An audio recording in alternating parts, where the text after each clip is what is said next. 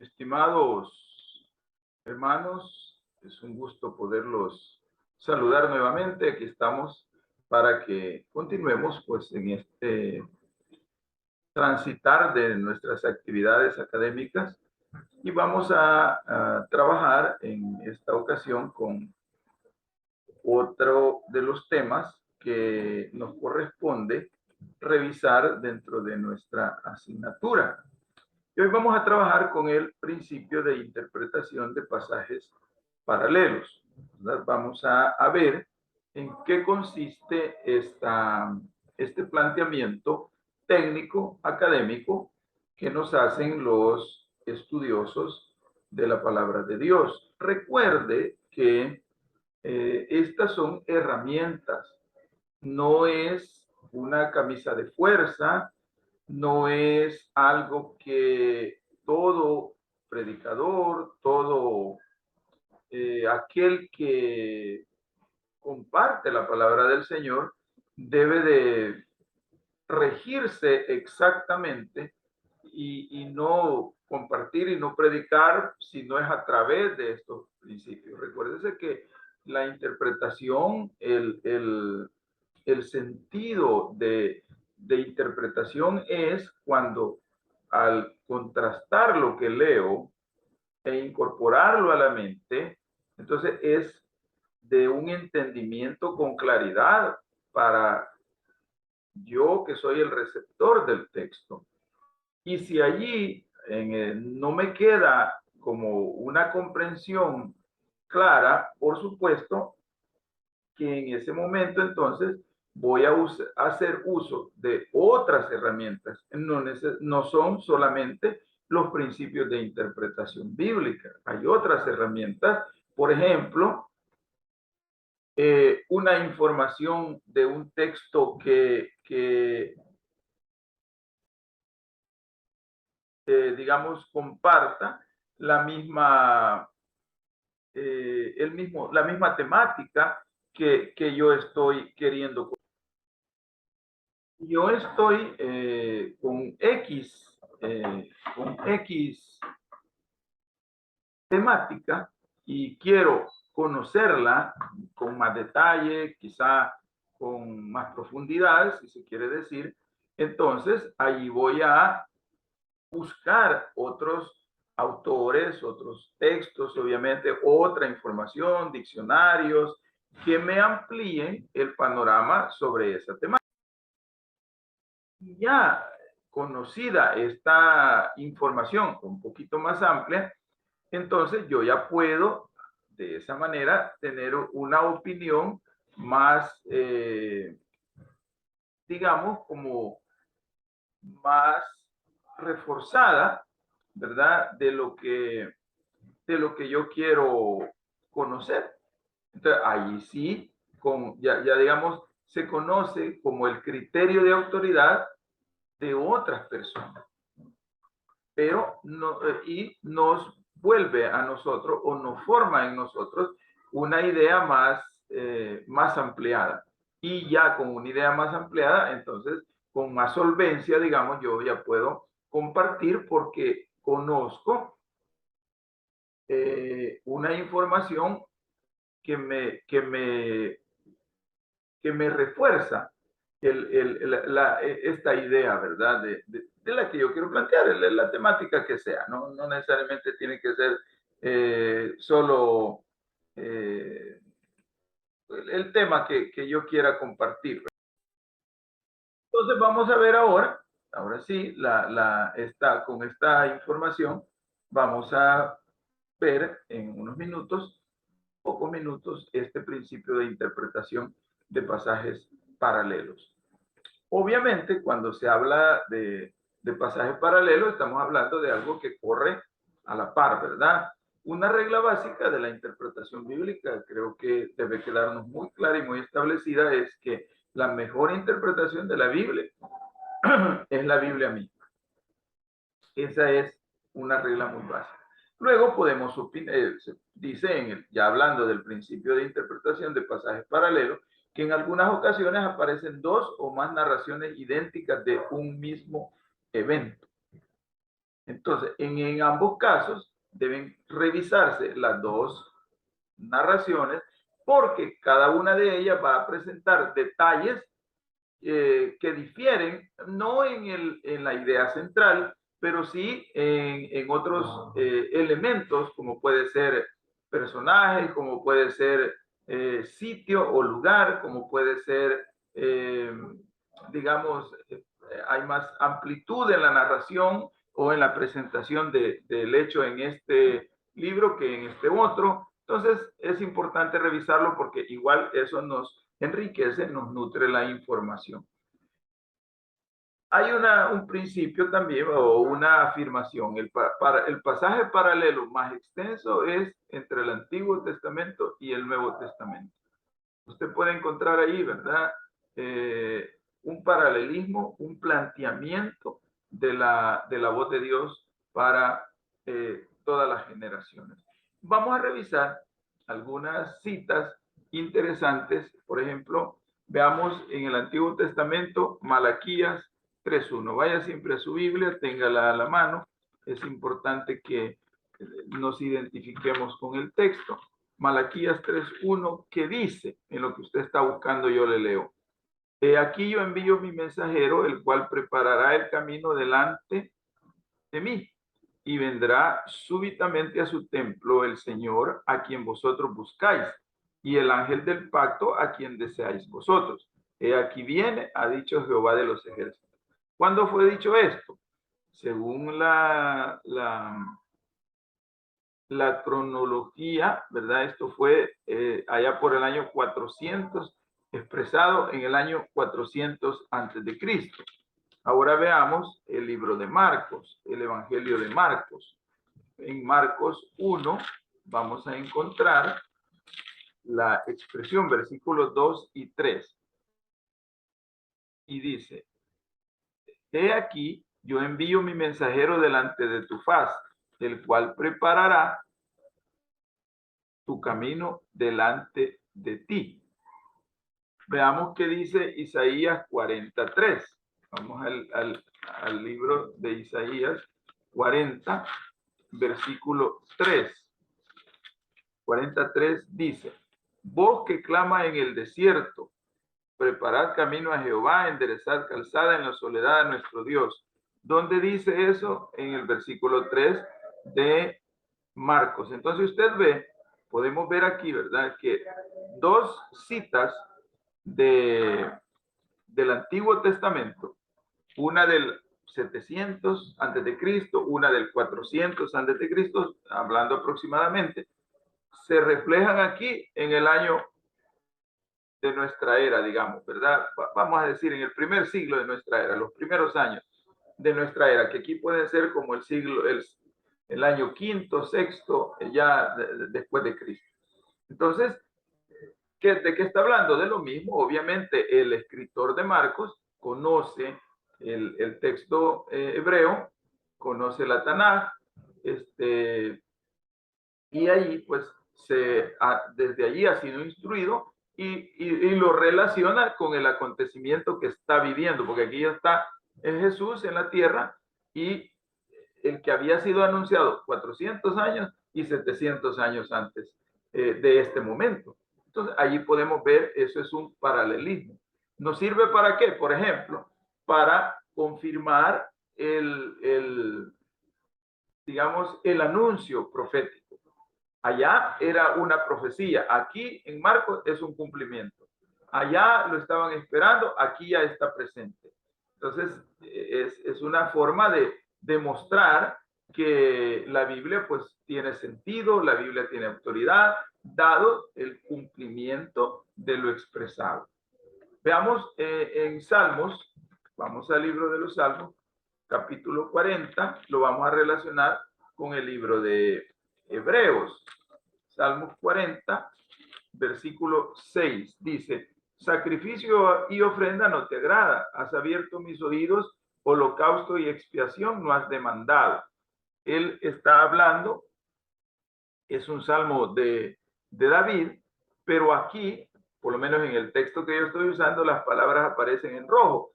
Es que está está hablando el Señor, ¿verdad? Ya allá en el libro de Hebreos, veamos qué dice Hebreos 10,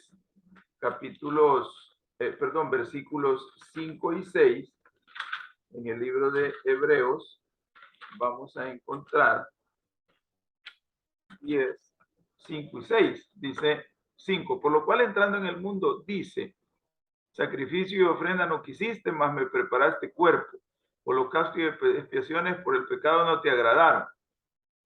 Entonces, es a lo que se está aquí, el escritor del texto de Hebreo, también conocedor de la información del Antiguo Testamento, está haciendo alusión a lo que ya se dijo en Salmos. Y, por cierto, que así lo introduce, ¿verdad?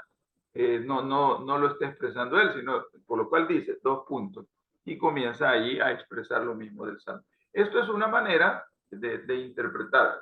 Allá el Señor había hablado, aquí también el Señor ya con toda propiedad está hablando en este momento. Ahora, ¿a qué se debe estas variantes de interpretación? En cuanto a que la interpretación está dada porque allá era la promesa, aquí ya es un cumplimiento. Y en el Antiguo Testamento, el dominio del idioma era el idioma hebreo. Entonces, a los libros escritos en hebreo, al conjunto de libros escritos en hebreo, se le conoce como del Antiguo Testamento como la Tanaj. Y también se le conoce como que al principio ya de la era de cristiana, que se le llama ya después de Cristo, entonces se le conoce como el texto masorético. Es la misma Tanaj, nada más que ahí, pues ya para estos tiempos se le da, de principios de la era cristiana, el nombre del texto masorético. También para ese momento, de principios del Nuevo Testamento, estaba la famosa Septuaginta, que no es más que la traducción del Antiguo Testamento en hebreo al griego de Egipto, ya en los siglos 2 y 3 antes de Cristo. Por allí, o dicho de otra manera, el siglo 3 y 2 antes de Cristo. Se hace la traducción del texto hebreo, de los libros en hebreo, de la Tanaj, al griego, y a eso se le conoce como Septuaginta. Y también ya había, después, varios siglos de la era cristiana, después del siglo, ya quizá empezando en el siglo I de la era cristiana hasta más o menos la Edad Media, pues aparece interpretaciones de la Tanaj en idioma arameo, y a eso se le llama tárgumes. A eso se le llama los tárgumes. Aunque en el Nuevo Testamento, pues, para citar, digamos, información del Antiguo Testamento, fue de uso más predominante la Septuaginta. Digamos, el escritor del Nuevo Testamento fue como, quizá seguramente fue un mayor dominio, un mayor conocimiento de la Septuaginta que del texto masorético, ¿verdad? ¿Y por qué? Porque la lengua también griega era una lengua bastante introducida en los hablantes de esos momentos, por lo que cuando el escritor del Nuevo Testamento quería seguramente revisar el texto bíblico, pues iba a la traducción de la Septuaginta y desde ahí se nutría para seguir haciendo sus escritos. Entonces, esto es lo que podemos decir en cuanto a esa variante, ¿verdad? El estudio de cualquier parte de la Biblia, cuyo tema es tratado en otras partes de ella, sería necesario examinar todos estos pasajes para tener en mente la enseñanza completa. Es decir, es bueno, es recomendable, es muy útil, es necesario que haya siempre un conocimiento de los diferentes momentos y de los diferentes relatos. Por lo que es necesario que yo vaya a revisar que si de esta información que encuentro en este pasaje bíblico hay otra referencia Entonces, es bueno revisar, leer, releer para comparar y para, acuérdense lo que les dije hace un rato, es para nutrir de mejor manera mi conocimiento del dominio de ese pasaje, porque eso me va a mí también a respaldar al momento de estar compartiendo con otros. El método de interpretación de pasajes paralelos es cuando se analiza un pasaje de la Biblia, un asunto, una idea, una palabra, en relación o igualdad con otro pasaje bíblico. Se ocupa este principio para sacar mayor comprensión de la enseñanza que hay en la Biblia, ¿verdad? Y eso me ayuda con las diferentes circunstancias y los escritores de la Biblia misma. Y podemos ver nosotros algunos ejemplos importantes en esto. Por ejemplo, tenemos el caso de los libros de los reyes y el libro de las crónicas de los reyes. Entonces, eso es, digamos, resulta a veces como más fácil ubicarse, ¿verdad? Y decir, bueno, pues estoy viendo el libro de los reyes, pero resulta que en el libro de las crónicas, porque justamente el libro, si usted va al texto bíblico, cuando se refiere el título, ¿verdad? Del libro, justamente lo presenta de esa manera, ¿verdad? Como el libro de los, primer libro de los reyes, segundo libro de los reyes. ¿Verdad? Así lo presenta el traductor, digamos. Y luego el otro le presenta el segundo libro de crónicas y otro, el segundo libro de crónicas de los reyes, ¿verdad? Entendido una crónica como un relato, entendido una crónica como un registro de relatos en orden que se van guardando sobre X, no necesariamente crónicas, solo hay crónicas bíblicas, ¿verdad? Hay, digamos, cuando se revisa el encuentro, digamos, que hace el reino español en la zona de América, hay algunos relatos que así se conocen, o crónicas no me recuerdo, de Bernal Díaz del Castillo, creo que se llama un libro, que relata, pues, pasajes, eventos que tienen que ver con el proceso de conquista, el proceso de transculturización y de dominio que hace España sobre los pueblos hispanos, ¿verdad? O más bien dicho, sobre los pueblos aborígenes, pueblos americanos que ya existían aquí cuando ellos aparecen en el continente. Entonces, digamos, hay un relato, a eso se refiere crónica. Y aquí podemos ver nosotros este ejemplo, ¿verdad? De relatos mismos que aparecen en uno de los libros de los reyes y que aparecen en uno de los libros de las crónicas, con detalles más o menos, pero se refieren al mismo evento. Aquí podemos ver varios de esos. Otra aplicación del principio podemos encontrarlo en Jeremías 32:4 y 3 y 34:3, comparado con el libro de Ezequiel. Veamos aquí, vamos a revisarlo. A ver aquí. En el Ezequiel 12:13, ¿verdad? Vamos a ver allí. Ezequiel 12:13.